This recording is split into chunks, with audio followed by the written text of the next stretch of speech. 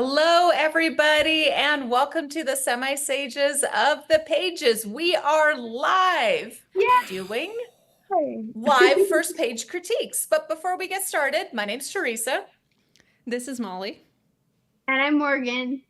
And tonight we are not drinking like last time we went live. We're not? Tonight, I am not drinking like last time we went live. But we are reading amazing stories. And if you're watching this and you have a story and you're ready for us to read your first pages, we are so excited. Where can they send that right now? They can email us their first page to semisages@gmail.com. I am going to put it right in the chat right now. Teresa, you want to tell them if there's any sort of restrictions on what they can send us? Yes. So we are doing this live, so we're going to be pretty careful here. We want to keep it to PG-13. A little bit of cursing is going to be okay, because we do occasionally curse on this channel. However, anything that is gratuitous, anything involving rape, anything involving torture of animals, anything kind of super dark, we're not going to read that out loud. Okay. So just keep it in the PG-13 realm. But otherwise, the sky's the limit. We'd love to see something spooky because it is Halloween time. But if you have something and you're super excited and it's not spooky, that's fine. Yeah. We're Yeah, easy. send us any first page you want us to look at. We're excited. Yeah. Yeah. And the sky's, the limit, but it's not the limit. The limit's about 250 to 300 words is really Excellent point. We're not going to read your whole You don't first know page. us. Molly's the literalist. Excellent point. Point out the engineer. Yeah. It's all right. We did have one person submit beforehand. Do we want to get started or anything else we want to talk about before we jump in? I'm excited. Let's do that one. And then that'll give people a chance to send us some emails. All right. And what was I going to say? I was going to say, oh, it's lovely to see all you people in the chat. We see so many of you writing and sending messages to each other, and we love that you're here, and thank you. And it's exciting to be here with you. All right. Our first one is up on the screen, and you can see it here. Side note, Teresa, you guys can't see this, correct? No, Give me a second, give us and I'm going to make second sure. for technical difficulties. I mean, they're not difficult. I will simply do that. Oh, I won't do that. Oh no. It's okay. Hey, hang on. I'll make Teresa figure it out while I read our lovely story for you all that you can see on the screen because my tech works for you. All right. Here we go. Despite growing up surrounded by paranormal stories, Evelyn was never superstitious. Even as a child, she knew it was all for fun. A fire once broke out in her local library. No one found out the cause. Moreover, what disturbed most folks is that a leather dark violet book survived the flames. It was believed to be a miracle, but every new owner would soon suffer a curse. The next owner, Timothy Woodenspoon, lost custody of his daughter Agatha. Funnily enough, she ended up in the same school as Evelyn. Agatha would recount the many paranormal incidents to Evelyn in detail. They would write novels together under the same pen name, Esther. But a story that tore them apart was based on Agatha's experiences with the old book. I thought your stories were just, stories, asked Evelyn. So you weren't believing what I've told you this whole time? I'm sorry, Agatha. I thought you were just being creative. Yes, but you can't just discredit me. Those stories are real personal to me. Then why not make it into a fictional novel? Then why not make it into a fictional novel instead of a memoir or a biography? Evelyn, You know, never mind. I'll write them myself. After their disagreement, they didn't speak for the rest of their adolescence. Meanwhile, the book was exchanged among various collectors. No matter the tight security, the buildings it was in would suffer some kind of unexpected damage. After several failed relocations, the book became lost while being transported in the dark mountains. Search parties failed to find it as they concluded the dark forces that created it took it back. Later in life, Evelyn pursued biology, while Agatha excelled as a writer.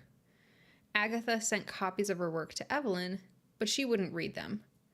However, Evelyn's life started to plummet.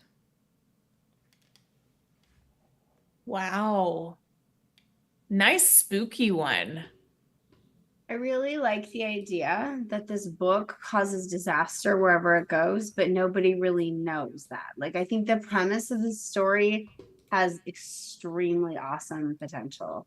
I also really like the idea of two friends, one a believer and one not a believer. What a great choice for tension. Like, the possibilities here for arcing and tension throughout the story, really smart. So there's two really smart things going on that I think we can talk about maybe how to sync them a little bit better. But the original premises, the two premises you have, I think really are interesting. And I feel like very original. I love a good friends to enemies storyline. Like, I love it. It's very fascinating to me. And I think it makes for an interesting idea. Is it going to be friends to enemies or friends to enemies to friends again? Because you don't know, are you going to get that reconciliation, or are you just going to get them driven further apart? So I love that suspense and like Morgan said, that tension. So I love that idea. And I also, like you said, like, it's a believable wedge driving them apart, right? This idea of when you don't trust what someone is saying, or sorry, when you don't feel trusted, right? Your own experiences by someone you thought was a friend and believed you, and then they say like, oh, I thought you were just joking. Like, that is a real believable wedge that can come between people. So I thought that was really authentic and I liked it a lot. Yeah, I liked that too. I also really liked how we're starting off with a bang. We're not just starting off with kind of a slice of life with world building and, setting the scene beforehand. We're right in the action.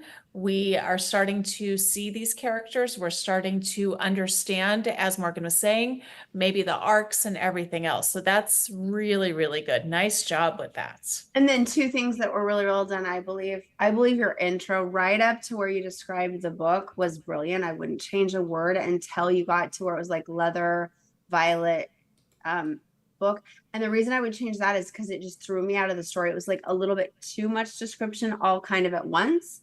Because to that point, I was like, is this a published story? It was like that good. Everything was so tight for me personally. And then one of the other big strengths of this story, I personally felt, was the dialogue of the girls when we were actually in the dialogue felt believable. I could hear two characters, and there was a little bit of sass and back and forth that I really liked. For me, to make this pages even better, if I'd like to talk about issues with time and then transitions between this really cool idea of the book being cursed and then kind of on the girls and then back to the book's curse, and how that could maybe be massaged in a way that felt more like one cohesive story instead of like a subplot within. Because I felt that was for me the biggest weakness, that we could maybe like get even more out of this. But let's see what you guys think. Yeah, I'm in agreement, actually. The transitions between what you're talking about, like the story of the book and the story of the two girls, I think is where I think, I agree with you. I will slightly disagree with what you said here, because the first place I see this transition kind of like a hard left for me was actually right before you mentioned. Okay. So I really liked the first two lines. Despite growing up surrounded by paranormal stories, Evelyn was never superstitious. Even as a child, she knew it was all for fun. I really like that. And then it goes to a fire once broke out in her local library. And I was that for me that was a hard I was confused how that was related to the first two sentences. Oh, So and see, I was like listening to like even when the fire broke out. see, you were making the transition for the author. I was adding the words so the ideas transition because I can't see it at all. It's not for I can only hear it. Yep. And so when I heard it, I thought it was even when the fire broke out at the library, she didn't believe, and I was like, Yep. oh yeah, that's a good, yeah. Yeah, that's a good point. So if you changed it to, and we don't usually do line edits, but we'll do a suggestion here. It could be, despite growing up surrounded by paranormal stories, Evelyn was never superstitious. Even when a fire broke out in her local library, she knew the cause was mundane or something like that. I don't know. That doesn't work as an edit, but ideas for you as the author because you're in control of your story. Teresa, what did you think? 100% agree. My recommendation would actually be to keep your camera tight on the girls. So I would recommend actually tightening this up, keeping with the dialogue, and giving your story time to breathe before doing some explanations. Consider playing with the concept of the starting kind of not quite starting with the dialogue, but letting the story, letting the dialogue and the girls' interactions tell the story of the book, tell the story of the curse. Let them do it. You don't have to do it. Let me know if that doesn't make sense. And I know you're in the chat, so I see you in there. So let us know if this doesn't make any sense to you. Yeah. So we Please. can help you more. So one way I would interpret what Teresa, what you're saying, and let's see if this helps, is they like instead of saying like even when the fire broke out, it could literally be like dialogue. So it could be like, Right. I know you thought the fire broke out because of the curse, but I'm never going to believe that. Or you didn't even believe the fire broke out because of the curse, but it obviously did. And like use that as dialogue to throw us in might be kind of fun. And then we can learn about the girls and hold that in that. Because I really like the first, I'm sorry, but I think the first two lines are just brilliant. And so I think it's hard to write first lines that are that good myself. So I'm a big fan of this author. And that's my idea.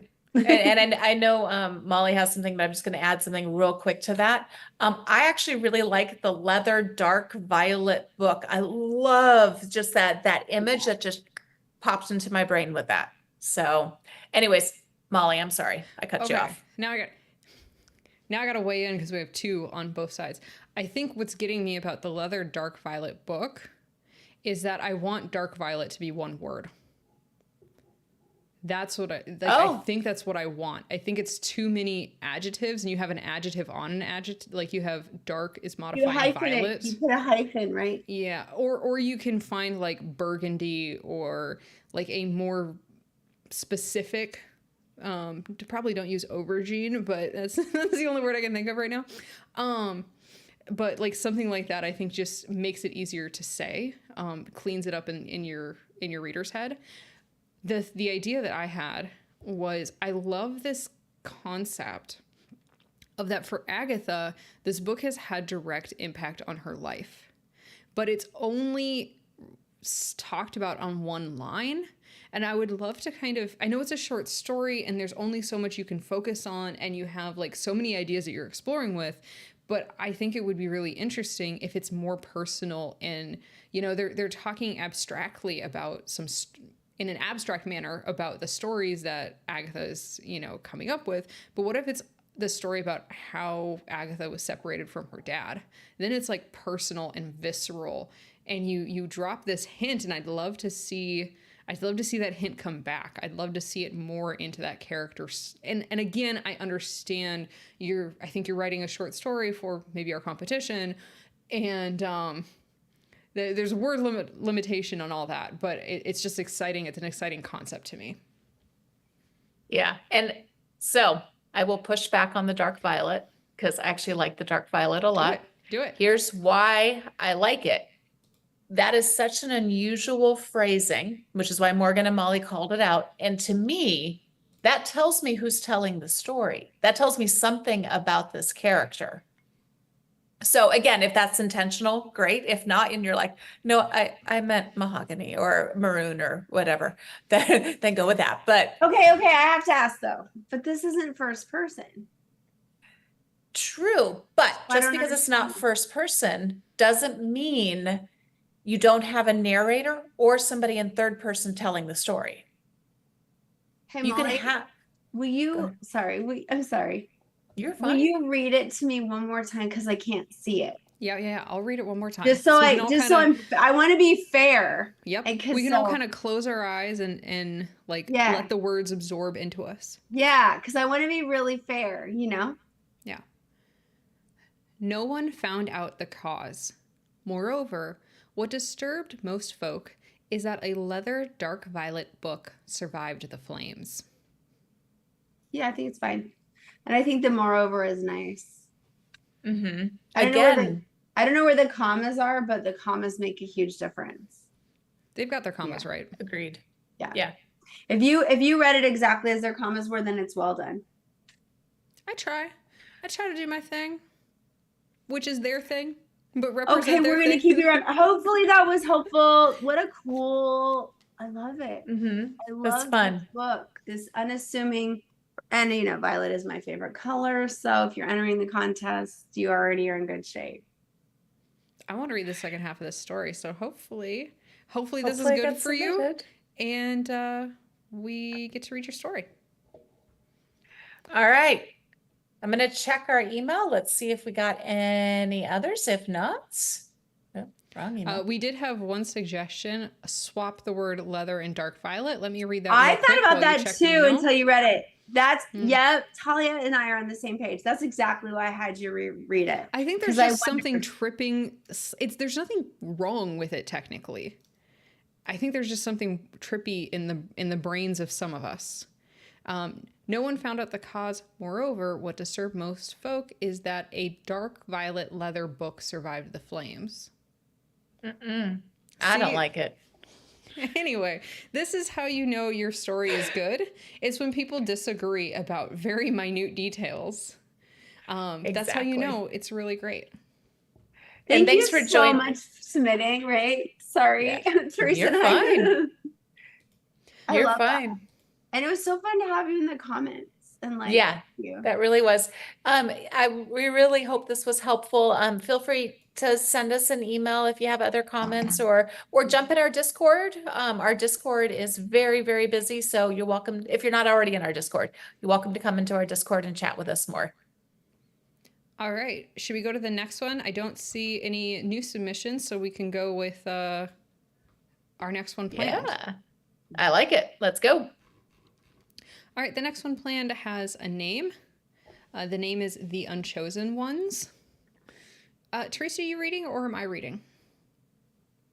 I can read. I was not set up to. Wait. I think I did set up to read. I am not set up to read. I I'll will be read. set up to read for the next one. I'll read. No worries. You will all have to listen to my voice. Get to. We love your voice. Whether you want to or not, you're stuck here. You can't leave. You can't I'm click just off so this grateful YouTube because I video. have a headache, so I begged Molly to read for me. So I thought you just liked my voice. Okay. I do. All right, everybody. So this one is called The Unchosen Ones. They said the neighbor boy was going to save the world. At the moment, Susanna just wanted to save the Harvest Festival. No matter how many quests other farmers might be off on, the rhythms of the village stopped for no one. Alfric was a nice boy, and she was sure that if he was here, he'd be very helpful in carrying all this squash to the baker's shop to use the largest oven in the village. If someone had told her that he was leading the efforts to get a new roof for the temple, she would have believed that in an instant. Save the world, though? Farmers from Adele didn't do that. Prophesized heroes came from places that people bothered to mark on maps. Places that never had to worry about getting the spices needed to make the festival pies. Ulfric's sister hurried over, holding a small brown sack above her head. Sawyer was able to find some when he was delivering the tax payments to Lauren. Well, at least something useful came of that. Their taxes must be accomplishing something. Fending off the encroaching armies to the south that were at least part of the reason these spices had gotten so hard to come by, perhaps. Maintaining roads somewhere that roads were worthy of the name. Something very important to someone else. Susanna opened the sack just enough to confirm it contained faded brown powder with the slightest sweet scent. There was no telling how long it had been sitting in a warehouse before Sawyer went shopping, but it would give flavor to the pies, and that was certainly better than unspiced squash. That is our page 1 for The Unchosen Ones. I like this one. There's a lot of humor, as we can tell, that Morgan really enjoyed. I liked it. I did too. I always like I like books with humor. I like books that make me laugh out loud. I'm fairly forgiving of a lot of stuff if it makes me laugh out loud. It's very difficult to actually do that as a writer. It's easy, I think, with TV shows and movies, hard as a writer to just get the tones just right. So nice job. It is. Yeah, you can't rely on physical humor as much. You have to do other things, and I think the author does that really well here. It's playing off some interesting, right? It's playing on some interesting tropes, right? Like the chosen one from this rural area, and the narrator is not the chosen one. The narrator doesn't care about like whatever saving the world is. The narrator just wants spices. The narrator like there's a lot of very interesting. You just need to pull off the Harvest Festival, Yeah. right? Harvest, yeah. Which I think is very relatable in the modern world. Like this is clearly not the modern world, whether it's historical or maybe fantasy or whatever we don't know. But it's clearly not the modern world. But I think it's very relatable when you live in a world like ours and there's all these like global problems. If someone were to be like, hey, Alfred down the street, your next door neighbor, that skinny kid, he's going to save the world. You'd be like, uh-huh, sure he is. I'm just going to make my pies. The world is big and complex and I hope it gets saved. Lovely, wonderful. But like, the Harvest Festival is something attainable that I understand and I'm going to focus on. Let's do that. And I like that. I like that focus. I do too. Yeah, there's a lot of, yeah, I like that. And it's setting the scene very well. We know this is a place with farms is probably medieval-ish, maybe. Why do you think that? What did I miss? I was like, I saw this as my Idaho like town and income by my house. Oh, I think it's because the So word I was like- prophesized hero. That's the Yeah, only same. reason. I still was like, this could be home. They're always prophesying the end of the world. And like, to me, I was like, oh my God, this is my hometown. That's so Ooh. interesting that you were like, I was like, this is Income, Idaho. I know these people. But maybe now I'm did rereading I it. miss something? so he'd be here helpful carrying in all the squash to the baker's shop to use in the largest oven in the village. So that tells me they don't have, Oh, village. yeah, village. Everything else Oven. there would still work for the town by my house. Still. Except we call it a town with 400 people. Like, Yeah, I think you bring up an interesting point on like assumptions and what our brain automatically looks for in assumptions with genres, right? Like yeah, so we see I the- must have. Go ahead. No, I'm sorry. No. You it's just interesting, right? Like Teresa and I read the word village. right? Largest oven in the village. Okay. Prophesized hero. Okay. There's some maybe like town names that we don't we don't recognize, like Adele and Lauren and that kind of stuff. Encroaching armies to the south. And we're like, okay, cool. It's not in this modern, that was the assumption, but you're absolutely right. It's not explicitly there, right? It could be a lot Well, of I things. think the encroaching armies, I just totally missed. I mean, I missed some. I was just so, to me, I had this really, okay, when I was little, and this is going to out myself in a really bad way, but I used to love the Superman movies. And to me, the part of the humor and the trope was the idea that superheroes don't come from nowhere USA, and then the quintessential American superhero is Superman, who comes from nowhere USA that isn't even on a map, right? So like for me, I was making that connection and seeing like, you know, that kind of, and maybe because I'm from a very rural area, it's a different vibe maybe. Yeah. And the term temple was used, which that may, because This is my culture. I mean, some religions do have, I think, Yep. I think it's just really interesting. Not biases, but what the assumptions we make right away. And, the fact that like there's universality. People talk about sometimes people talk about like fantasy and stuff as not being relatable, but it can be. If this is fantasy, this is very relatable, and I love that. It's great fantasy, so much so I was like overly relating to it. So compliments to the author, I think. Yeah.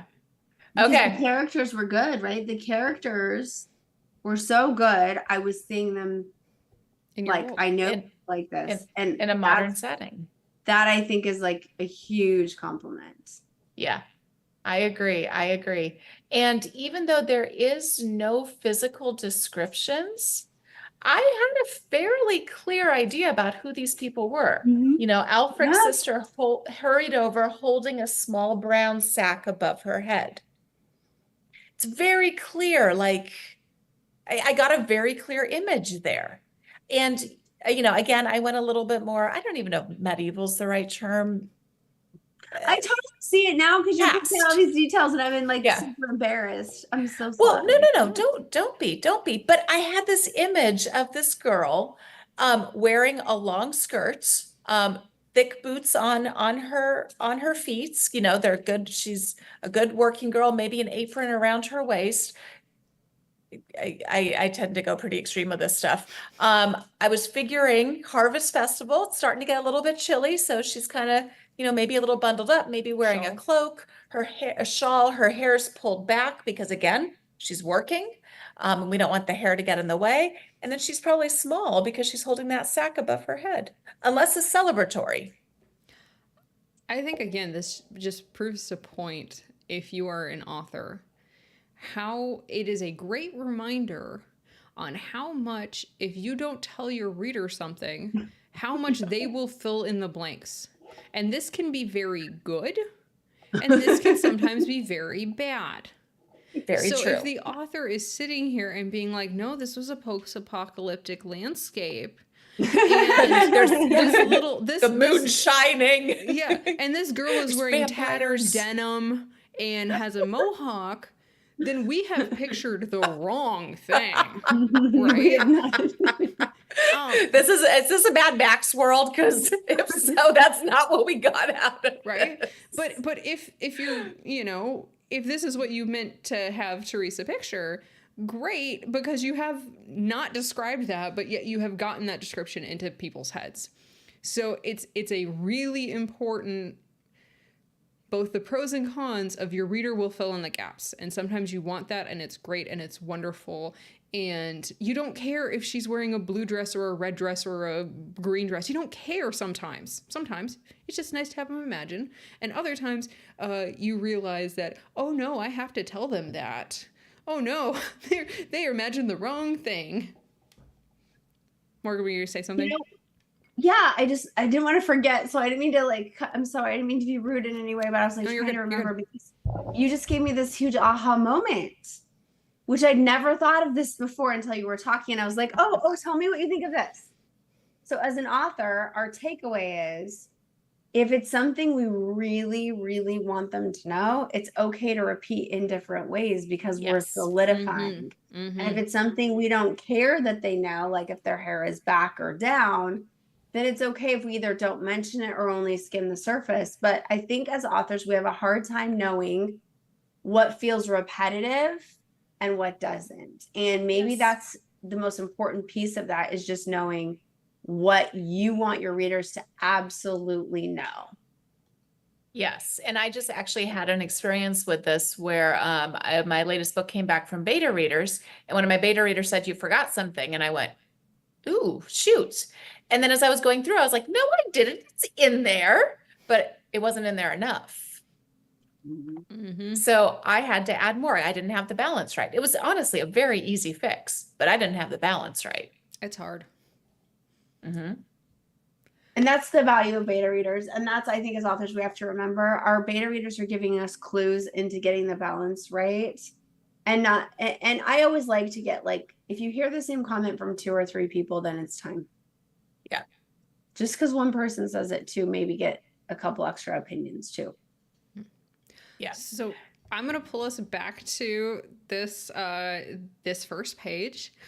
Thank you, author, for leading us down this wonderful road of exploration, which wasn't exactly specific to your story, but we had some lovely epiphanies. We talked about some stuff that we really like in this story. Do we have any even better ifs for this author? One of these paragraphs, the paragraph that starts with, "well, at least something useful came of that," I got a little confused.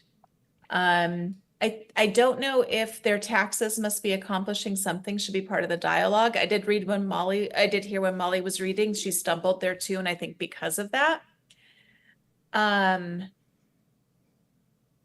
also the last lines, maintaining roads somewhere that roads were worthy of the name, something very important to someone else. I got very lost there. I don't know if there's too many somewhere, something, and someone's in there. Yeah. Do you mind if because I think Yeah, go for it. I have the same kind of root cause as you do, but I think the issue is that this is written in a way which is very informal, which is very good in many ways, right? The humor works because of that. And it's very informal, and it's very almost like the narrator is almost talking to us as the reader. Not quite, but kind of. Right? And there's almost a stream of consciousness type narrating going on, which is great in a lot of places, but there's just a few places where I think it could use a little bit more clarity, a little bit more transition between thought, and a little bit like just a little bit more like grounding, like, wait, what are we talking about? We've gone just a little too fast between thoughts in occasional places, and a little bit without, like, you know, Sawyer was able to find some when he was delivering the tax payments to Lauren. I don't know who Sawyer is. I don't know where Lauren is. And now we're ignoring that. We're going to talk about taxes, but I don't know what the taxes do. So it's just a little bit too fast for me, especially in that section that can be hard to, like, tie the ideas together. But it's really small, easy fixes. Yeah. What do you think, Morgan? What do you mean? I mean, I'm going to push back on you, Molly, Please. because I don't like when people tell me it's easy fixes. Mm, What do you mean specific? I mean, because that can be That's really fair. frustrating. That's fair. Thank Like, you. just because something's easy for some person isn't like, what are you That's- saying? Are you that's fair. prescribing that they fleshed it out? Are you prescribing more dialogue? What are you saying? That is very fair. Thank you for not letting me get away with that.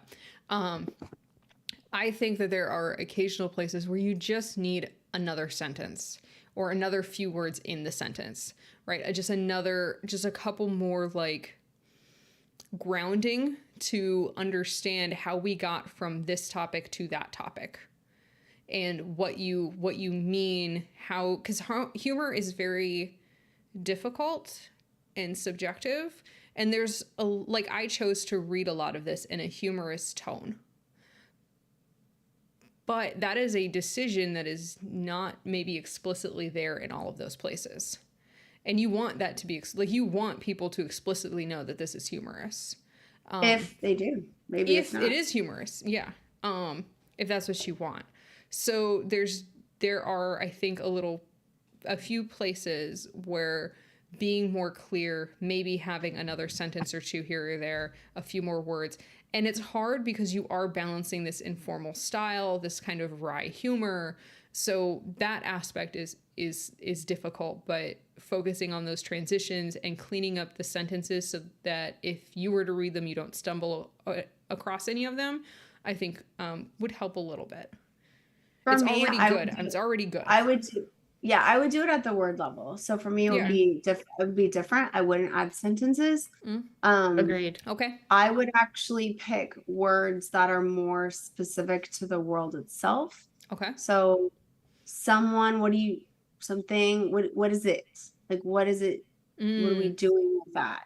So I would be really careful with Oh. generic words and pronoun use. That's Start great there.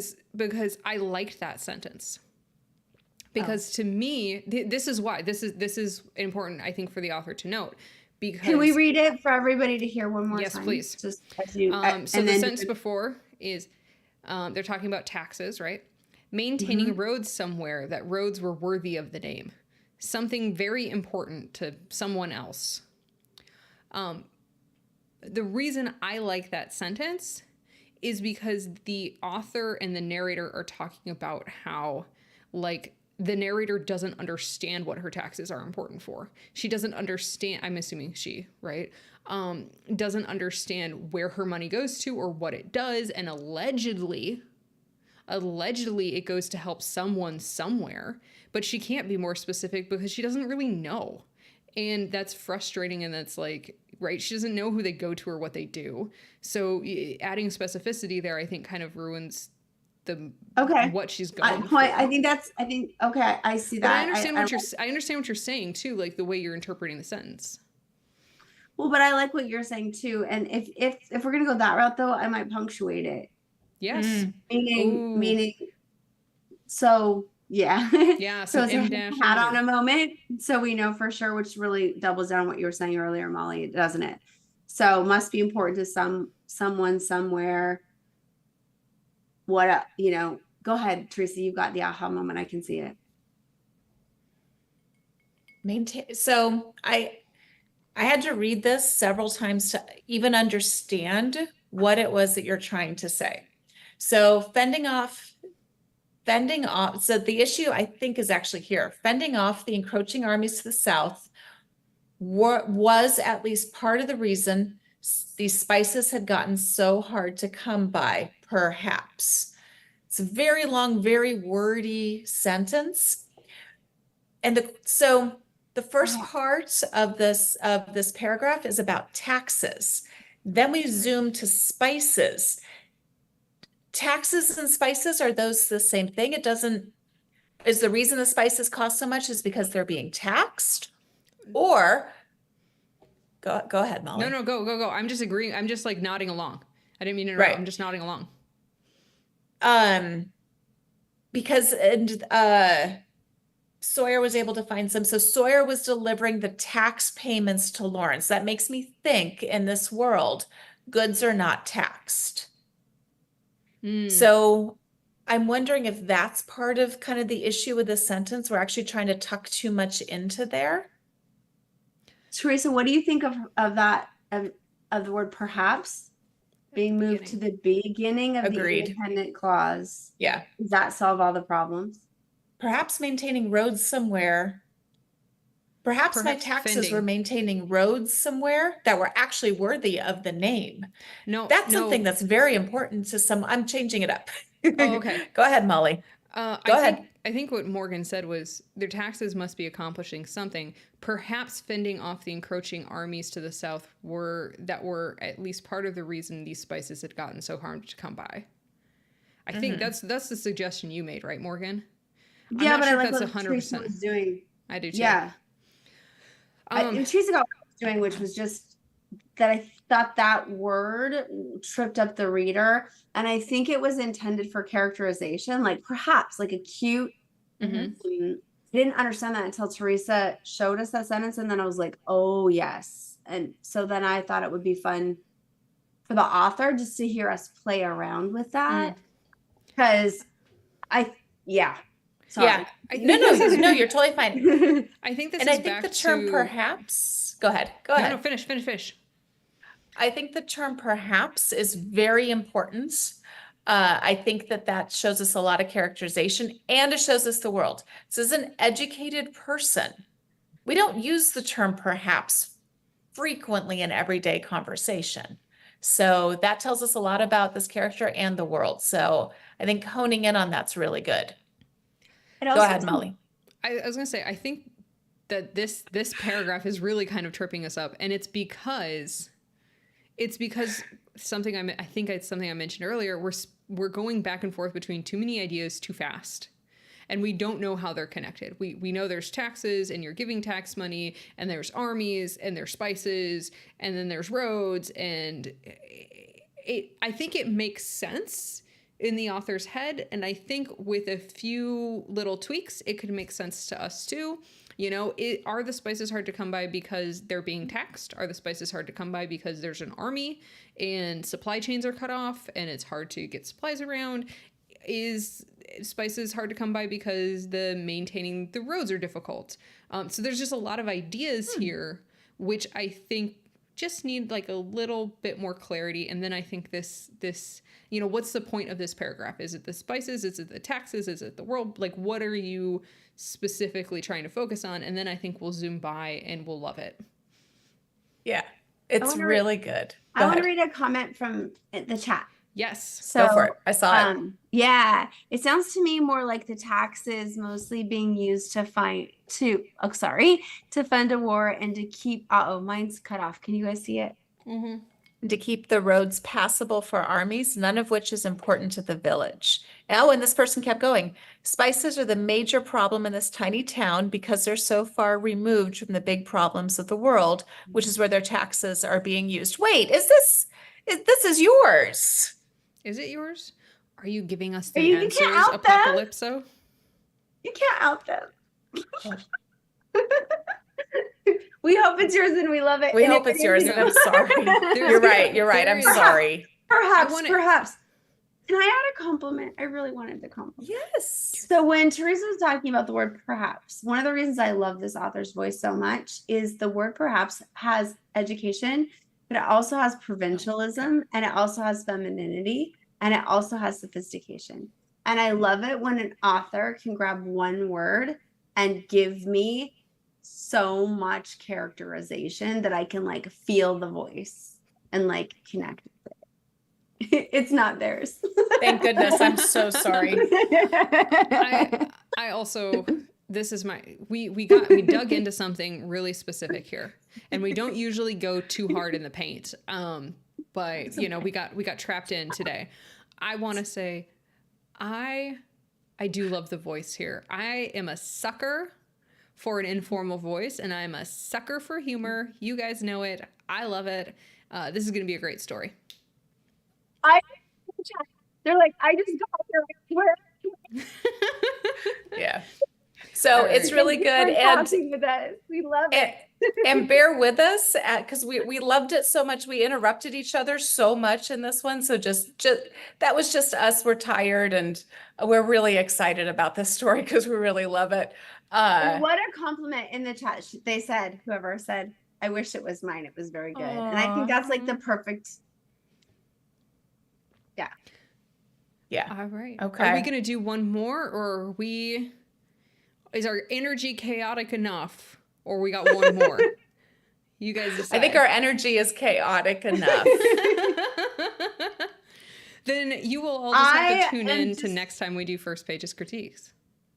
That's right. And bring your first pages because we want to read more. So thank you so much. And thank you for all the wisdom you shared in the chat and for staying with us. It's really cool. It's just a cool experience to be here with everyone. It is really fun. Next week, same time, same place, except we are not doing first page critiques. What are we doing? Does anyone remember? Because I have to prep for it. We're doing ghost hookers. We're telling ghost stories. I should have said ghosts that are hookers, not hookers that are ghosts. Horrors for horror. We will calm down before we go live to talk about Horrors for horrors. you guys are you guys are killing me. To talk about ghosts that were former prostitutes. So This is real. this is actually real. So This is not short- a joke, actually. no, this actually isn't. I'm actually doing a significant amount of research for a book about this. So I thought I'd share some of the stories. I have stories. I just found one from San Diego. We've got LA, the Aztec. We've got stories from Placerville. We've got stories from Virginia City. So I'm going to share with you some of these spooky, fun stories. And the reason that I'm writing this book, not the only reason, but one of the reasons I'm writing this book is because we didn't keep very good records of these women at all. Their stories have really and truly been very, very lost over time, and they need to be told. These women had very hard lives. As much as we've romanticized it, it was a very hard life.